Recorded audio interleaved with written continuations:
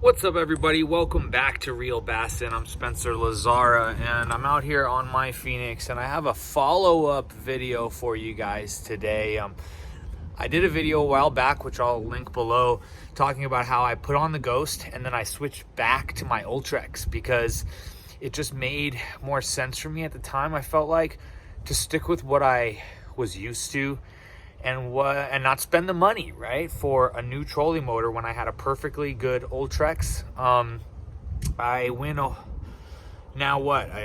year and a half or something continuing to run my Ultrex. It was a great trolling motor, but I decided to switch back to the Ghost. And the main reason for that is just brushless sound and vibration and the fact that it's quieter.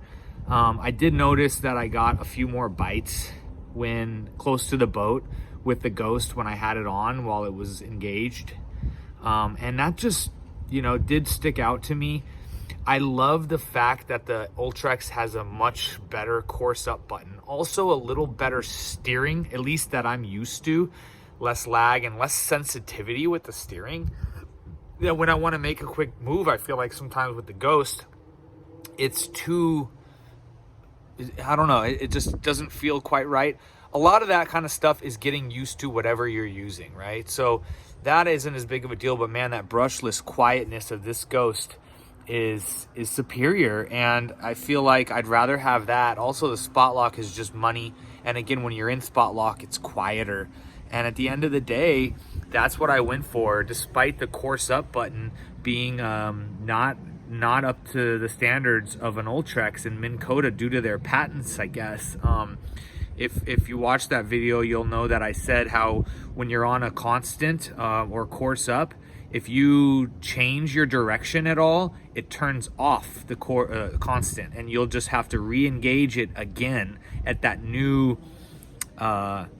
path that you just changed.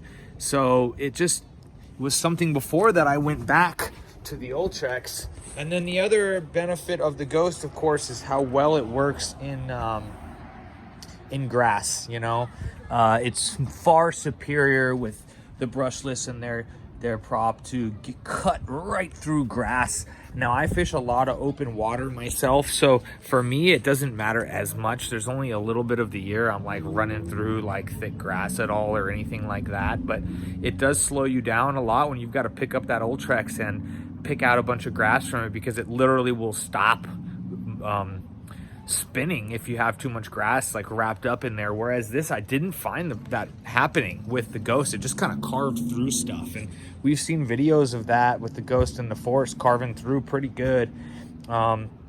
So I do want to put on a troll tamer on here just to keep it secure. I think that's a worthwhile investment, so I have one. I'm going to put it on soon.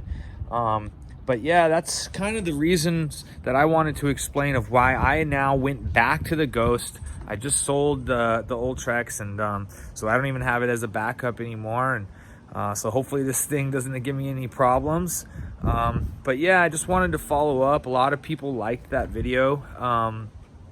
And I definitely wanted to, make a follow-up video talking about why I went back to the Ghost. I went to a 52-inch. It didn't quite fit. I went back to the 47 I had on before, and it fits perfectly on here, and it's plenty long enough.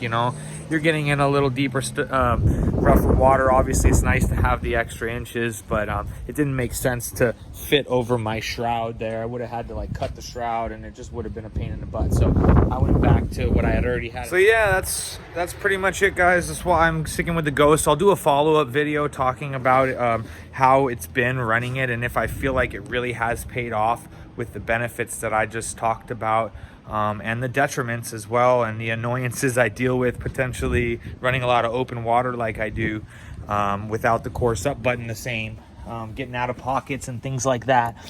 Eternal Lithium, guys, I want to show you my battery setup before I go as well. This video is brought to you by Eternal Lithium. I got my cranking battery, single cranking charger right there, 36 volt beast, and the 36 volt charger. 2 batteries, 2 chargers, guys. It's so efficient. I could fish for days without a charge on a single charge. It's unbelievable the peace of mind you get, and these babies will last forever and a day. I'm talking you'll never need to spend $1 on batteries again. In the long run, it's actually more cost efficient, as well as the peace of mind you get that you're never gonna have an issue. I have terminal multipliers on my cranking battery. I ran all independent wiring from each graph directly to the battery. I eliminated all interference. It's just amazing. So check out Eternal Lithium. You'll get 10% off. Tell them I sent you. And yeah, guys, thanks for watching. Please subscribe and look for a follow-up video coming soon. Thanks. Bye.